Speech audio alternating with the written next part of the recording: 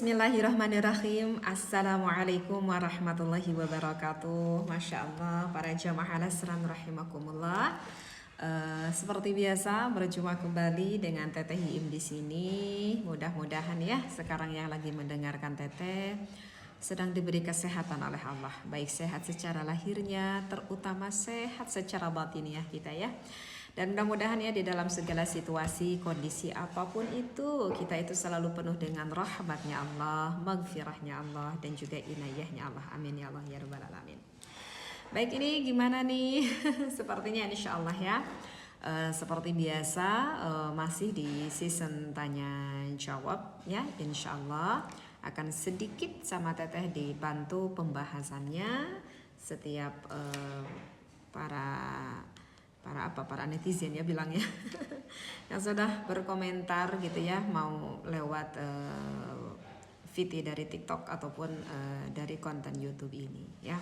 Baik. Bismillahirrahmanirrahim. Alhamdulillahirabbil alamin wassalatu wassalamu ala asrofil anbiya'i wal mursalin wa ala alihi wasahbihi ajma'in. Baik, ini untuk pertanyaan yang pertama ya. Teteh nggak tahu ini yang bertanya siapa. Tapi ini pertanyaannya agak konyol ini. Ini apa harus dijawab gak ya ini sama Teteh ini yang bertanya? Karena ini pertanyaannya masalahnya sensitif gitu ya. Tapi mudah-mudahan ini yang bertanya memang benar-benar bertanya ya, seperti itu. Apa sih memang yang ditanyakan Teteh? Katanya begini Teteh, katanya boleh gak sih kita itu berjima di tempat yang terbuka? Emang ada ya yang orang yang seperti itu ya. Namanya juga suatu pertanyaan ya, namanya juga fikih, pasti akan selalu ada perkembangan lah istilahnya seperti itu ya. Dan apakah ini ada jawabannya di dalam salah satu referensi kitab? Ada, sebetulnya ini ada jawabannya juga ya. Ini ada di dalam kitab apa itu, di dalam kitab Al-Majmu' ada pembahasan ini. Tapi ini Teteh kayaknya menjawabnya juga mesti hati-hati gitu ya, menjawab pertanyaan ini, karena ini agak cukup sensitif sekali dengan pertanyaannya. Karena kenapa sensitif? Karena begini ya, berjima itu kan sebetulnya bukan apa ya, bukan hanya sebatas pasangan suami istri melakukan hubungan intim. Tetapi untuk pasangan suami istri bahwa berjima itu merupakan salah satu bagian dari ibadah. Nah ini masalahnya ya, karena ini adalah termasuk salah satu dari bagian ibadah seperti itu. Dan bahkan ini merupakan salah satu ikhtiarnya kita agar, atau salah satu caranya agar kita mendapatkan keturunan, mendapatkan momongan seperti itu. Ya mesti sih kalau misalkan kita berbicara fikih ya Kak. Kalau kita berbicara fikih, kalau kita melakukan hubungan ibadah tersebut di tempat yang terbuka itu boleh apa tidak? Dan itu jawabnya boleh-boleh saja. Apa Teteh kok boleh-boleh saja? Apakah aku tidak salah dengar Teh? Apa aku gak salah dengar Teteh bilangnya kok boleh-boleh saja? Itu terbuka loh. Ya. Karena ini memang Teteh juga pernah mengetahui referensi ini ada di dalam kitab Al-Majmu'. Cuman Teteh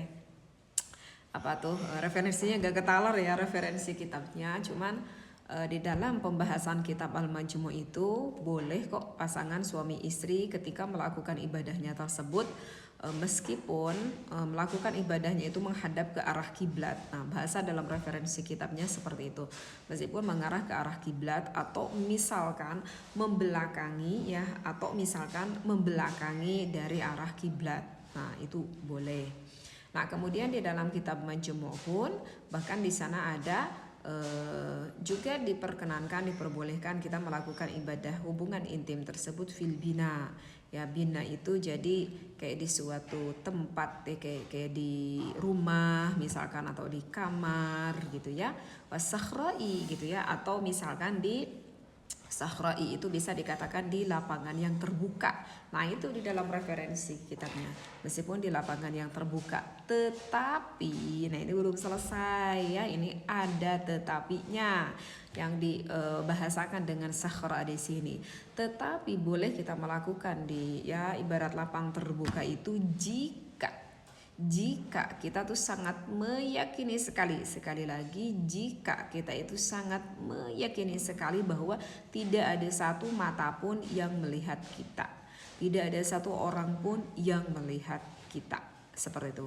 Karena kalau misalkan melakukan hal itu dan ternyata ada orang yang melihat kita, itu bahkan hukumnya bisa diharamkan, meskipun itu adalah merupakan salah satu dari bagian ibadah ya. Nah, itu kalau kita bicara fikihnya. Tetapi kakak ya, mungkin kita juga para pendengar berpikir, masa ada sih ya teh di luar rumah itu nggak ada orang yang melihat? Ya pastilah teh, kalau di luar rumah itu pasti akan ada yang melihat ya. Mungkin aja sih ya kalau menurut teteh ya. Misalkan kalau teteh tuh ngebayanginnya kayak di mana ya, kayak di hutan kali ya. Siapa tahu ini lagi pergi ke hutan gitu ya, pasangan suami istri.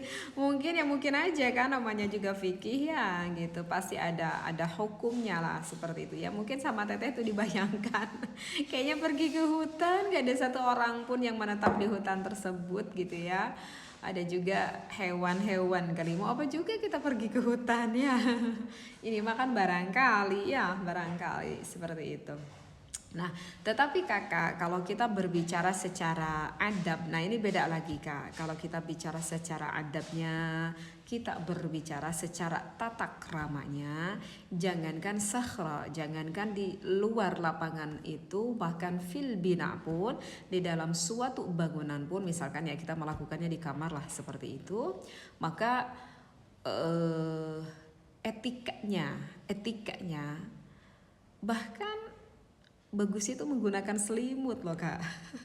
Jadi ada sesuatu hal yang dapat menutupi bagian dari pasangan suami istri tersebut, misalkan menggunakan selimut itu. Ini kan teteh bicaranya etika, tidak berbicara secara hukum fikihnya, tetapi berbicara secara adabnya, berbicara secara akhlaknya.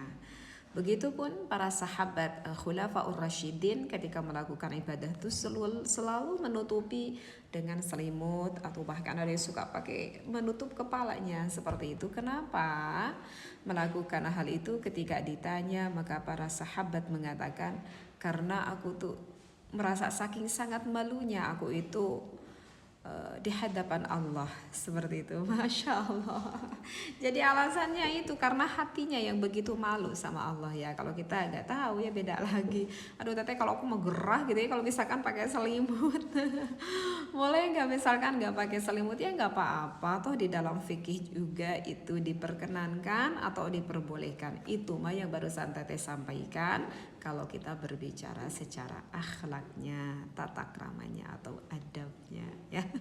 Mau diikuti mangga silahkan, tidak diikuti juga ya tidak apa-apa. Toh kita sudah mencakup ke dalam hukum ilmu fikih, syah-syah saja ya. Jadi begitu ya. Ini siapa ya yang bertanya pertanyaan seperti ini? Oke, sekarang dilanjutkan lagi. Ada yang bertanya, teteh, wanita kan boleh ya menggunakan perhiasan? Boleh dong kalau punya uangnya. Selama tidak berlebihan teh, iya. Nah, ukuran berlebihan itu sebagaimana sih? Oke. Ini bahasanya berlebihan itu adalah israf ya. Mungkin kita udah sering mendengar israf. Israf itu berlebihan.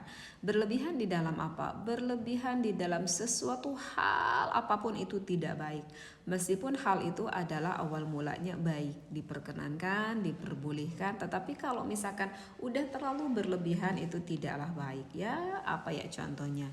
Ya contohnya kita setiap hari makan nasi itu baik tidak? Ya kalau kita makan sesuai dengan porsinya, karbo itu ada manfaatnya. Tetapi kalau misalkan kita setiap harinya terlalu over gitu ya, nasi karbo yang masuk ke dalam tubuh kita, kalau terlalu over yaitu nanti efeknya tidak terlalu baik juga kan, karena gizinya tidak terlalu seimbang ya kan, nanti terlalu banyak gula yang masuk dalam tubuh kita. Nah ibaratkan seperti itu kan, meskipun itu awal mulanya baik, kalau terlalu over, israf yaitu bisa menjadi tidak baik. Kenapa israf itu atau berlebihan itu tidak dikatakan baik ya? Karena baginda Nabi Muhammad SAW pun kan pernah bersabda la khaira fis sarafi wala sarafa fil khair. Bahwa kalau misalkan kita terlalu berlebih-lebihan ya itu tidak baik dan tidak ada kebaikan di dalam berlebih-lebihan.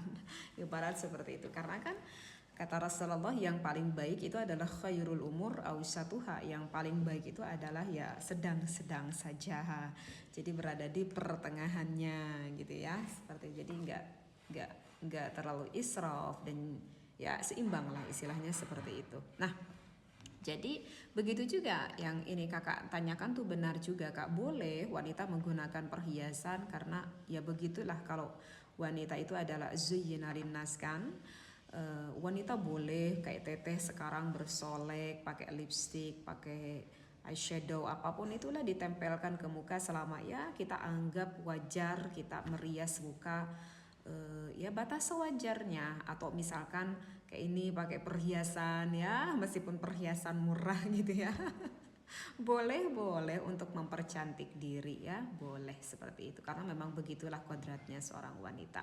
Nah, yang kakak tanyakan itu teh itu kalau misalkan seorang perempuan itu berlebihan menggunakan perhiasan itu segimana ya bisa dikatakan berlebihannya itu. Oke, kalau yang pernah teteh baca di dalam kitab I'anah, boleh wanita tersebut menggunakan perhiasan itu sekitar 200 miskol. 200 miskol 200 miskol itu kurang lebih seperti seberapa setara kita itu sekitar 850 graman lah. Kalau diuangkan itu berapa ya? 850 gram. Segramnya sekarang berapa sih harganya? Teteh nggak tahu ya. Misalkan berapa sekarang harganya segram? 1 juta mungkin? Dikalikan 850 gram tuh jadi berapa? Coba dikalikan aja sendiri ya. Emang ada teh di dalam badan itu yang menggunakan perhiasan sampai 800 gram itu? Mungkin ada, teteh pernah lihat itu sekarang lagi trennya. Di apa tuh di VT TikTok sekarang tuh lagi tren pakai apa tuh, pakai kalung sampai segini, pakai emasnya sampai sebesar apa gitu. Seperti mata pernah, teteh juga pernah lihat, kayaknya sekarang lagi tren. Nah, kalau yang teteh ketahui di dalam kitab I'anah sih jangan melebihi dari 200 miskal. Tetapi kalau yang disampaikan oleh menurut Imam Adzra'i ya, kalau menurut Imam Adzra'i itu yang dinamakan israf itu adalah kita lihat akan suatu adatnya ya. Kalau menurut Imam Adzra'i meskipun kurang, tetapi itu menurut adat itu nggak umum banget. Misalkan di daerah itu menggunakan emas yang sebesar itu ya, meskipun hanya 500 gram, tetapi kalau menurut adat di daerah kita itu nggak biasa. Ada wanita yang bahkan sampai ke 500 gram itu nggak biasa. Nah, kalau tidak biasa di adat itu, di daerah itu menggunakan perhiasan sebanyak itu, yaitu bisa dikatakan israf juga kalau menurut Imam Adzra'i. Jadi nggak sampai ke patokan ke 850 gram. Tetapi ya kita lihat aja adat kebiasaannya seperti itu. Nah itu sih kak yang pernah teteh ketahui dibaca ya di dalam kitab I'anah gitu. Jadi kalau misalkan untuk investasi terkadang suka ada ya yang sengaja membeli emas itu untuk diinvestasi lah, untuk menyimpan uang. Kan sekarang suka udah ada ya apa itu kayak di gram-gram, di batang-batang gitu kan, yang 100 gram, yang 200 gram, 500 gram di batang-batang gitu.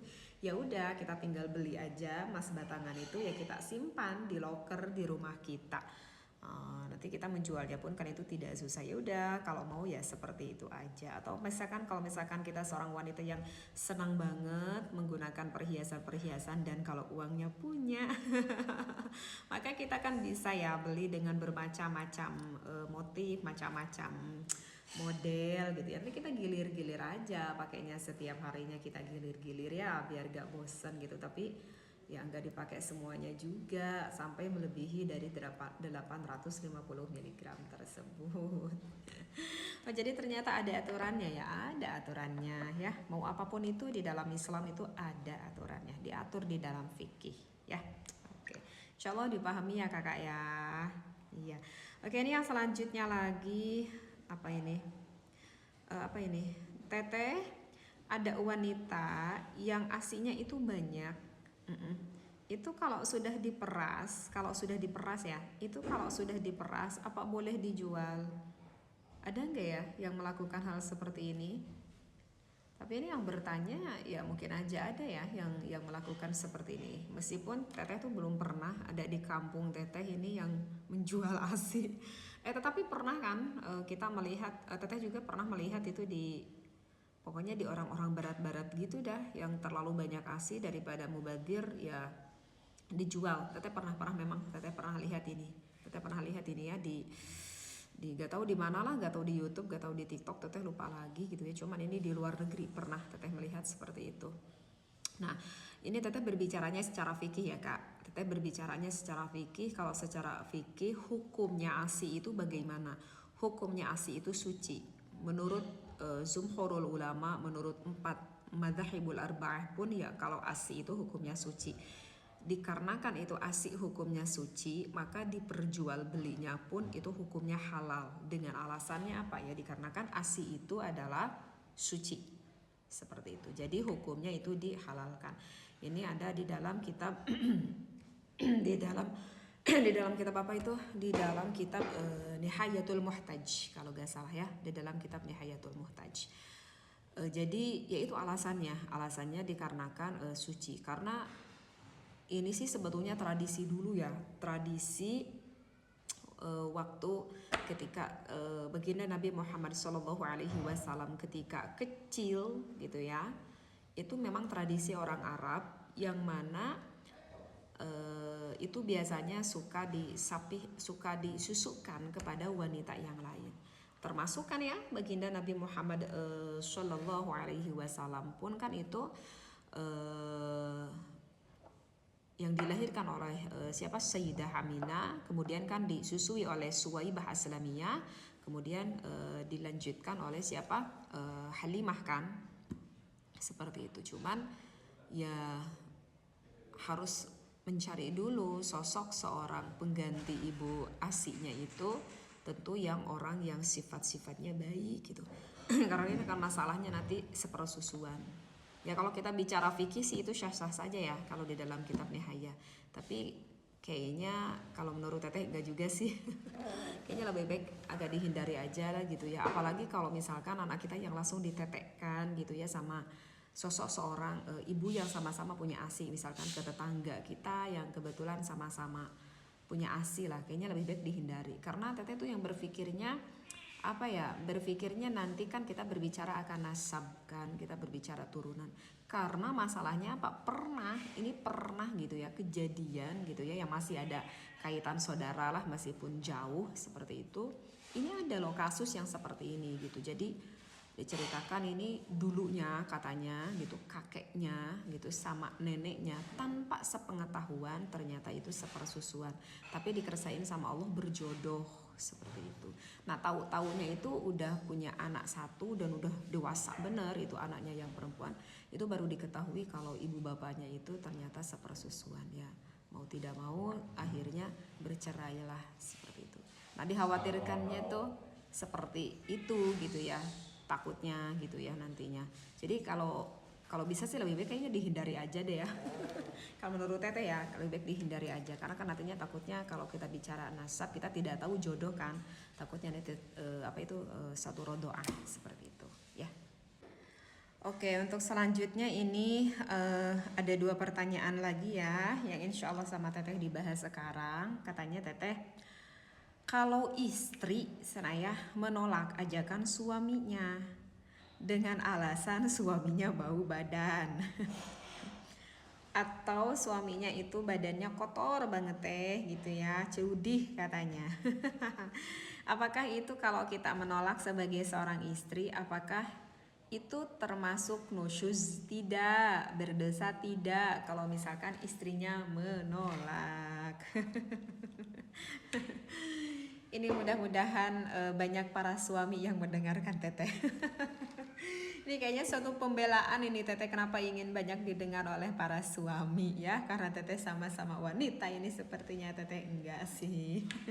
Enggak seperti itu juga ya. Jadi gini Kakak, memang ya Kak, memang perempuan itu atau istri itu memang disunahkan. Sunnah loh Kak, seorang istri itu berdandan secantik mungkin di depan suaminya. Di depan suaminya Teteh, iya di depan suaminya, bukan karena Teteh dandan mentang-mentang mau live. Bukannya Teteh dandan mentang-mentang karena Teteh mau membuat video YouTube ya. Tetapi semata-mata kita berdandan ini adalah mempercantik ini ya semata-mata ya karena ada suami gitu ya, seperti itu. Makanya Teteh juga sih memang ya, karena alhamdulillah gitu ya, Teteh pun apa ya bisa dikatakan melakukan kegiatan-kegiatan karena dilakukan di rumah juga. Teteh itu meskipun Teteh berjualan kan nggak keluar dari rumah ya, alhamdulillah. Dan begitupun kegiatan suami setiap harinya itu ada di rumah. Seperti itu. Teteh suka tanya juga sebelumnya, aneh sebelum live atau misalkan membuat video aku dandan ya, itu suami tuh suka seneng banget. Terus terang aja kalau suami Teteh tuh suka seneng banget kalau misalkan Teteh tuh sering apa itu merias mukanya. Gak tahu kenapa seneng. Katanya kelihatannya lebih segar aja karena memang mungkin termasuk salah satu laki-laki yang senang melihat perempuan berdandan kali ya, seperti itu. Ya udah gitu. Wong yang pertama melihat juga itu adalah suami. Seperti itu. Jadi gitu, itu memang benar loh Kak, bagi seorang perempuan kalau sempat ya, kalau bisa agak disempat-sempatkan lebih mempercantik diri ketika berada di depan suaminya ya. Ya begitu juga sih sebetulnya. Tapi ini para suami tuh harus mesti ingat juga, jangan mentang-mentang kita itu mendengar suatu kajian kalau wanita itu disunahkan berdandan di depan istrinya agar suaminya betah, itu banyak banget ya yang menerangkan hal seperti itu. Kayaknya banyak banget, itu kayaknya jadi alasan juga ya bagi seorang suami itu kenapa nggak betah karena istri aku yang begitulah. Hello para suami, itu ibarat itu sebetulnya bukan dikhususkan bagi seorang istri saja. Kalau untuk seorang istri saja kayaknya gak fair ya, kayaknya gak fair. Itu sebetulnya dianjurkan itu bukan hanya untuk seorang istri, tetapi untuk seorang suami pun di depan istrinya sama, seperti itu. Sama loh, benar sama, iya sama. Ya karena kita wajar aja kalau misalkan kita udah mandi ya, misalkan kita pakai wangi-wangian badan kita, pakai hand bodinya kalau punya gitu ya, misalkan pakai minyak wanginya, atau misalkan kita membersihkan muka kita. Kalau misalkan wangi wajar gak? Wajar. Wong kita pakai pewangi, kalau misalkan suami kita seneng wajar gak? Ya wajar lah, seneng wong kitanya wangi kan, pasti orang itu akan lebih senang yang wangi kan daripada yang bau. Ya begitu juga sama istri kita juga ketika mendekati suaminya ya pasti senangnya yang segar, senangnya yang wangi. Cuman kenapa sering diistilahkan oleh wanita? Karena memang yang berdandan itu adalah wanita, bukan laki-laki, seperti itu.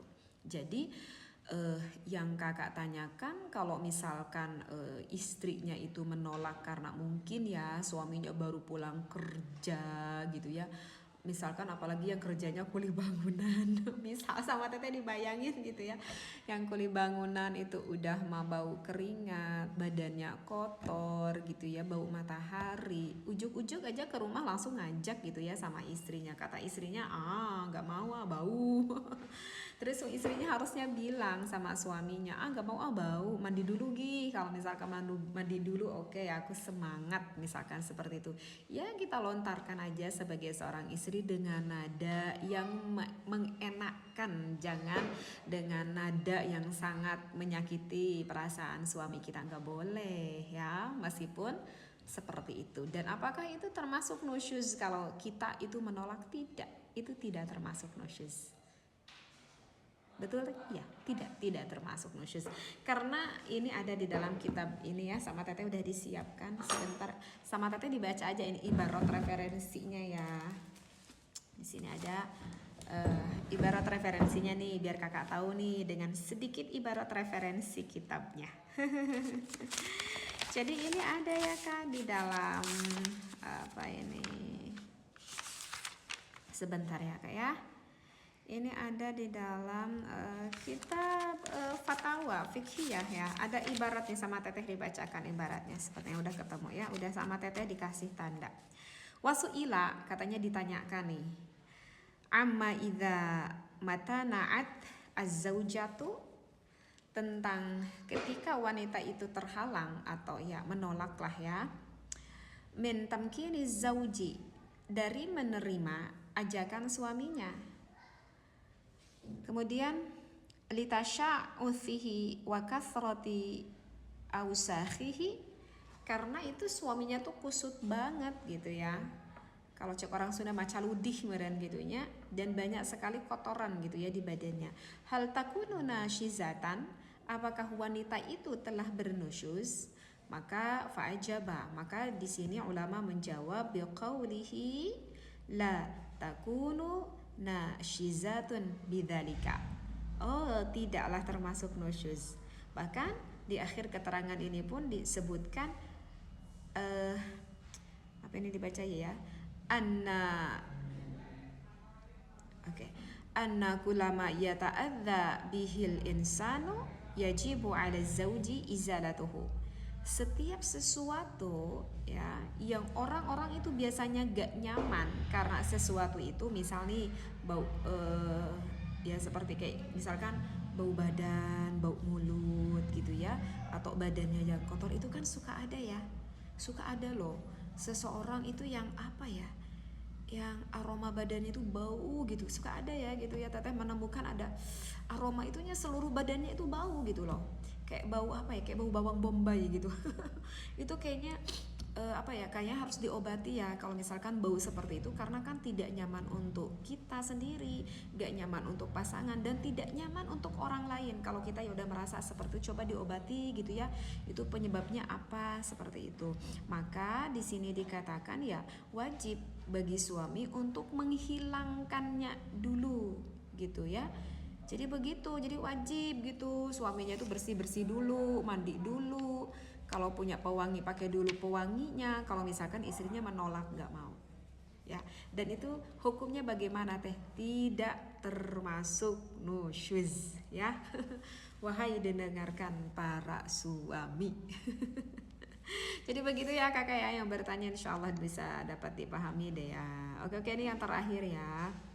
Yang terakhir, Teteh katanya apakah boleh kita itu menceraikan istri karena mandul? Masya Allah. Itu memang kakak sudah tahu yang mandul itu istrinya. Oh iya Teh, aku sudah tahu nih, ini yang mandul ternyata istriku. Kalau dicek ke dokter aku sehat, aku subur, tidak ada gangguan di aku, ternyata penyebabnya ada di istri aku. Apakah aku boleh menceraikan istriku dengan alasan mandul? Kak, memang sih ya, kalau kita berbicara dari hukum fikih, ini Teteh yang diawali dari hukum fikih dulu. Memang kakak, talak itu adalah hak mutlak milik suaminya. Itu adalah hak mutlak milik suaminya. Jadi sang suami itu boleh menceraikan istrinya meskipun dengan alasan apapun. Tapi wahai para suami ini mohon didengar ya.